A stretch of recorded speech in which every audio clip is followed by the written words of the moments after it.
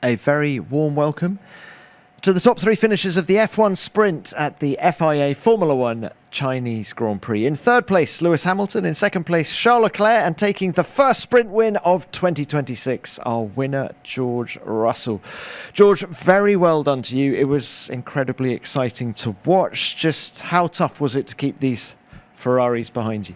I mean, Lewis did an amazing job in the early stages. I saw his move on Lando in my mirrors at turn 1, 2, and then there was a lot of headwind through 7 and 8, and he just sort of took advantage of that and caught me napping really. So that wasn't good enough my side. However, the early laps were good fun, and Charles and I were just saying, it's pretty exciting racing, and I think we had different deployment strategies. I was faster down the back straight. They were then faster into turn 1, and it just was really challenging to get those, just to pull away, and all at the same time trying to manage the front left tyre because it's really cold out there. That turn 1 is so long, you just push it too hard for one lap and you can kill that tyre. So you're just sort of managing all of these different aspects, but I really enjoyed the race. All right, very well done to you. Thank you, George. Charles, we'll come to you. It was a very eventful one for you. What pleased you most about the performance of the car? I think just the overall feeling with the car. The results is not really what I'm looking at, and it's not what satisfied me because P2 remains a P2 and we want to be on the top step of the podium. But the feeling was very positive yesterday in sprint quali. Unfortunately, with the issue on the back, or not the issue, but the not optimized power unit in the back straight, it costed us a lot. So to just find the feeling again today and to be back where we should be is a good step forward. All right, very well done to you. Lewis, we'll come to you. Great job as well. Just how much confidence does today's sprint give you for the rest of the weekend?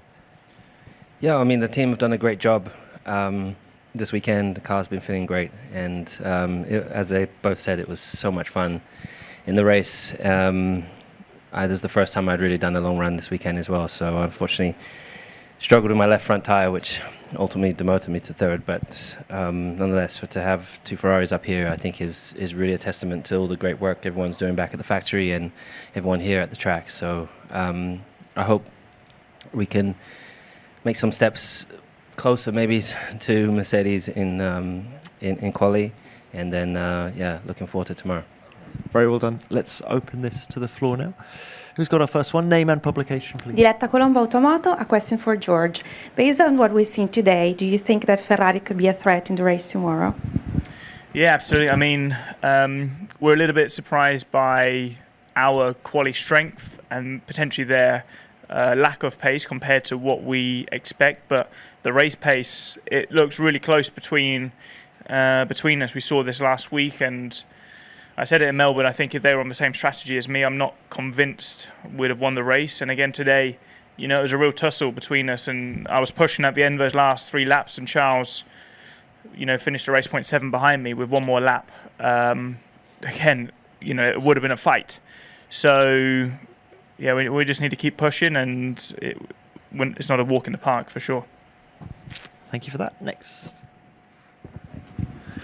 Stuart Codling, Autosport.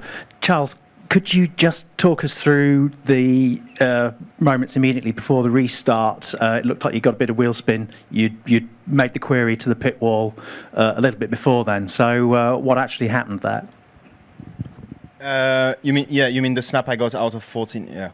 I mean, that was a very scary moment. I thought that was it. I saw George having a snap, and I was like, okay, that's an opportunity for me to be super close for the restart and hopefully take the lead. So I was quite confident I will have rear grip. However, when I went on throttle, I completely lost the car 10 times more than the snap George had in front, and I nearly lost it. It's one of those snaps that you don't want any more degree of snap because otherwise you cannot catch it. I was full lock, and luckily I catched it back, and then same thing happened in the last corner where George lost a bit of grip, and I was like, okay, another opportunity to try and get closer, and I just had the same moment. So there was just very poor grip in these first 2 corners with the tires after the safety car. Thank you. Next. John Noble from the race. To George, it's the second weekend running where Mercedes been dominant in qualifying and you've been trapped in a kind of yo-yo race over the opening stint. What do you think is the limiting factor that changes the dynamics in those first few laps, and what was the elements that kind of you pulled the trigger and were able to kind of break through and break that 1 second gap here? Was it tyres against the Ferrari, or was it you need to charge up the battery more to get clear? I got to be honest, I think both times it's been me. I've been pretty cautious. I was very cautious in Melbourne because, first race of the season with a brand new car, brand new tyres, brand new engine, and I don't think anybody knew what to expect. You do all of these simulations. And then, again today, I thought I was pretty safe and comfortable. I think the Ferraris were deploying more into turn 7, and I looked into my mirror out of turn 6, and I had a bit of a gap to Lewis, so I just thought, right, I'll just manage to tyre a little bit and not kill it on the opening lap of the race, and he just caught me off guard. So I don't know what would have happened if I'd have been able to lead lap 1 on both of those occasions, and then I'm not too sure how I just managed to break away. As soon as I got into the lead and I saw I had a really strong last corner, Lewis was catching me down the straight, but it just wasn't quite enough that lap, and I pushed really hard, just broke away that little bit, and then Charles was obviously... So I think Charles was maybe managing a little bit at the beginning, so that also helps, and that was something we were thinking about at the start of this year. Like Lewis last week, it felt like he was managing a bit and letting Charles and I tussle it out, and then he was ready to pounce, and then today it was Charles. It was, Lewis and I were tussling and Charles was ready to pounce. So yeah, there's a lot going on, but it makes it quite fun, and definitely feels more like a go-kart race in the past, like that the top 3, top 4 drivers are all in contention. And I don't ever remember Formula 1 sort of being like that, where you can have 3 or 4 cars all fighting for the same position, truly on track. Thank you. Next. Phil Duncan, PA. Just sort of following on from that, I guess. I mean, George, were you always confident that you'd be able to get the move done on Lewis? And Lewis, how sort of confident were you that you'd be able to hold George off, or did you just think it was just going to be too difficult in the end? I wasn't that confident it would be possible, because Lewis's pace was really strong, and he did a really great couple of laps, and yeah, it just feels like there's a lot of opportunities with these cars to get the overtake. So I thought there would always be. I always felt confident I'd be able to pass, but I wasn't confident I'd be able to hold it, and that was pretty evident in the beginning. Yeah, I mean, we went into the race knowing that they had a big advantage pace-wise, so I knew that it was going to come by at some point.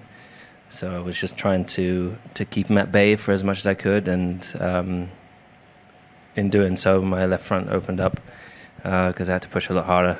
They've got 3/10 to half a second advantage on us in pure race pace, also we believe, and that shows once they get in clear air, then they often pull away. But yeah, still, it was really good fun. Thanks for that. Next. Carlo Pratella, Formula Passion. Question to the Ferrari drivers. Do you think that the fact that the gap in the race is smaller than in qualifying from Mercedes is more down to energy approach, or maybe also to tire management?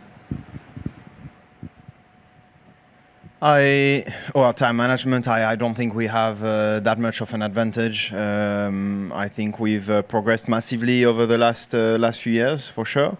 Then the qualifying to race gap, the optimization of our system, maybe there's a little bit in that. However, there's a big part I don't think we can explain just yet. So this is something we are working on to understand from where it's coming from.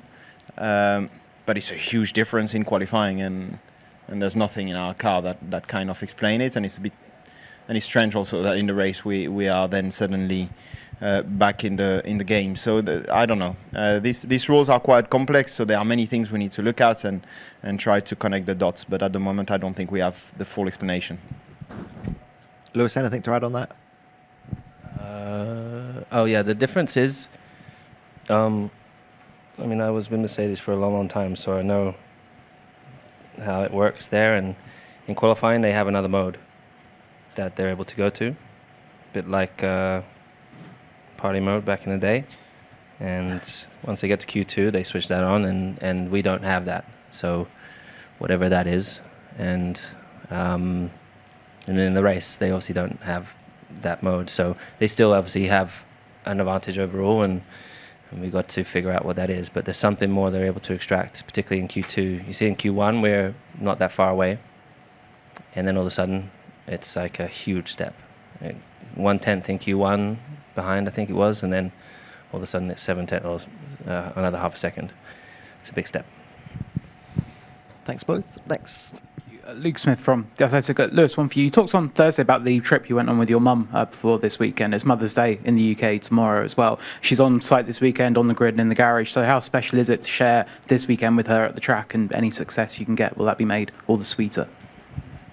Oh, it's really nice to have her here. She was here many, many years ago, and you know, it's just. But the trip we had at the beginning of the week was like one of the most special times in my life. So I'm really grateful that she's taken the time out of her life to be on the road with me.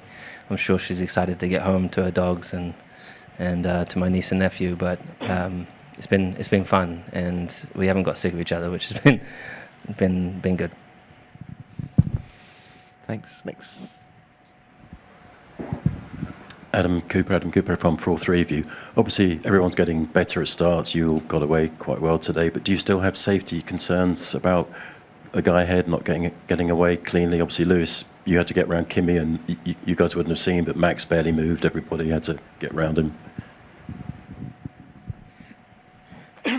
I think the issues of Melbourne, at least on my side, we found workarounds. However, it's just like on the formation lap, you're doing all these different switch changes and driving styles, and it's just unnecessarily complicated. However, the starts are still challenging. I mean, last year, Shanghai was the second grippiest start of the season. And you still see a lot of people struggling. So when you get to other places where the grip is lower, I think we're going to still see cars spinning the tyres and struggling to get off the grid. But I don't necessarily think it's down to any safety. There isn't really a straightforward fix, and there's I think that's just the nature of these cars and tyres, to be honest. Charles, Lewis? No, I agree with everything that George said. It's a bit trickier to be in the optimum window for the start with this engine, but I think more times will go on, more teams will find fixes, yeah, I think we are on the good side of things for now, but I'm pretty sure everybody will catch up. And as I said, I think when other manufacturers are doing good start and they are in the optimum window, I don't think there's that much difference between the cars, so I don't expect it to be a problem for a long time. I mean, I think it's more exciting. You know, when we all get off exactly the same, it's boring. So, and I don't think it's dangerous. There are some people that have taken, if you, in developing an engine, they've taken certain decisions in order to get power. We took specific decisions, or our team did, to make sure we got good starts. And you know, but as Charles said today, George got just as good a start as I did, and so I think it will eventually like fizzle out and be similar.